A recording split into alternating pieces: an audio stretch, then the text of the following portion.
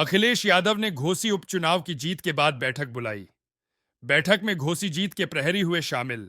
अखिलेश यादव बोले, नई संसद में नेता के बिगढ़े बोल पर अखिलेश का पलटवार।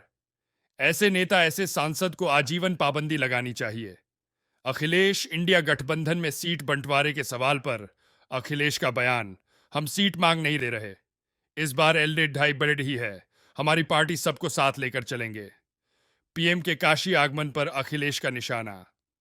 अपने पत्रकार साथियों का बहुत धन्यवाद देना चाहता हूं और अपने उन साथियों का भी आपके माध्यम से जिन्होंने निष्पक्ष होकर के मऊ के घोसी विधानसभा के चुनाव में सच्ची जानकारी और निष्पक्ष होकर के सूचनाएं जनता तक पहुंचाई। मैं अपने पत्रकार साथियों का भी धन्यवाद देता हूं। घोसी की घोषणा की और जो ये जीत का संदेश है, घोसी विधानसभा की जीत के घोषणा ने नया रास्ता राजनीति में दिखाया है और सबसे बड़ा संदेश यही है कि अगर कार्यकर्ता नेता अपना चुनाव समझ करके और इसी तरीके से आंदोलनकारी बन करके सरकार के खिलाफ खड़े हो जाएंगे तो लोकतंत्र भी बचेगा, संविधान भी बचेगा और देश को नया रास्ता मिलेगा। मुझे उम्मीद है कि जिस तरीके से घोसी विधानसभा की जनता ने मतदान किया है और देश को संदेश दिया है, आने वाले समय में ऐसे ही परिणाम होंगे जब किसान, बुनकर भाई और पीडीए मिलकर के सहयोग करेगा, मदद करेगा तो परिणाम लोकसभा के 2024 के भी नए होंगे। सुधाकर सिंह जी को और उनके पूरे साथियों को जो आज इस हॉल में बैठे हैं, मैं उनका धन्यवाद भी देता हूं, आभार भी प्रकट करता हूं और इस जीत के लिए बहुत बहुत मुबारकबाद उनको मैं देता हूं।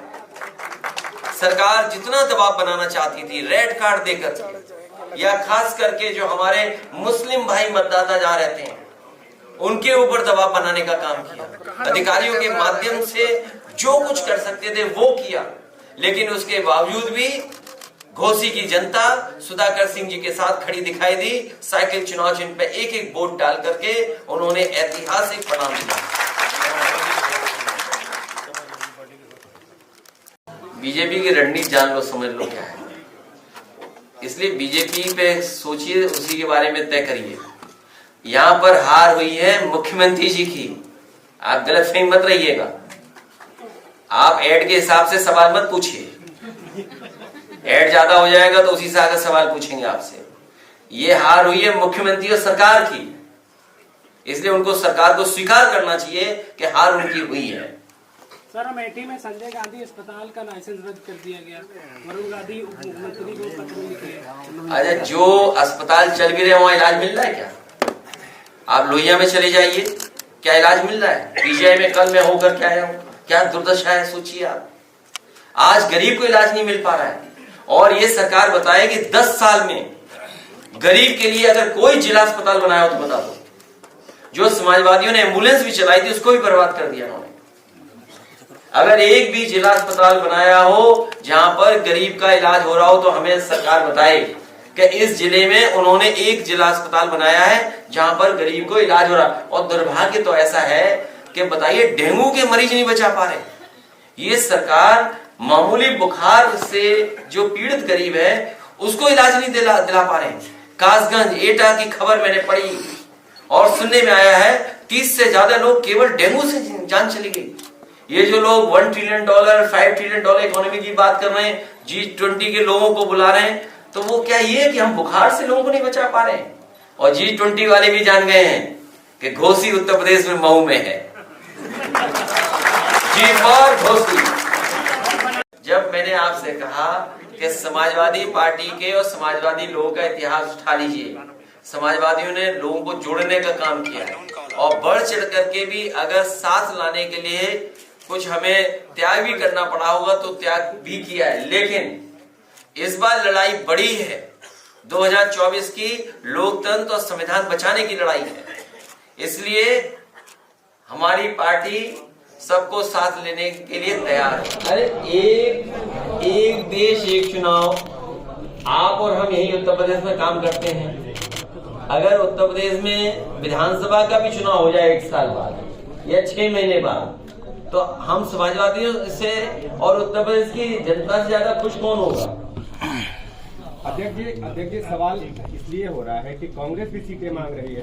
तो मांगना तो अच्छी बात है मांग रही है, तो हम और आप तय थोड़ी करेंगे। हमें और कांग्रेस या जो भी दल है उनको मिलकर के तय करना है। जब मैंने आपसे कहा कि समाजवादी पार्टी के और समाजवादी लोगों का इतिहास उठा लीजिए, समाजवादियों ने लोगों को जोड़ने का काम किया और बढ़ चढ़ करके भी अगर साथ लाने के लिए कुछ हमें त्याग भी करना पड़ा होगा तो त्याग भी किया है। लेकिन इस बार लड़ाई बड़ी है, 2024 की लोकतंत्र और संविधान बचाने की लड़ाई है। इसलिए हमारी पार्टी सबको साथ लेने के लिए तैयार है। कल जिस तरह से उनका बयान आया था, बहुजन समाज पार्टी की तरफ से वो स्टैंड नहीं लिया गया जैसे उनको लेना चाहिए था। किसका? दानिश अली को। दानिश अली समाजवादी पार्टी के भी तो है। किस तरह से में आप रिजल्ट नहीं पता वो कब का है? रिजल्ट 19 का। अरे सवाल और है, मध्य प्रदेश और राजस्थान में चुनाव लड़ने, क्या वहाँ समाजवादी पार्टी चुनाव लड़ेगी? समाजवादी पार्टी अपने संगठन के साथ बातचीत कर रही है। संगठन के लोग लगातार सुझाव दे रहे हैं। जहां पार्टी का संगठन है और पार्टी जो गठबंधन बना है बड़ा देश का, बातचीत कर करके आगे बढ़ेंगे। केशव मौर्य का कहना है कि एक घोसी जीत कर बहुत फूलने की जरूरत नहीं है, 2024 में पता चल जाएगा समाजवादी पार्टी को। ये कौन है भाई? केशव मौर्य जी नाम दिया था मीडिया में। देखिए, एक मिनट, लोहा लोहे को काटता है। बीजेपी की रणनीति जान लो, समझ लो क्या है।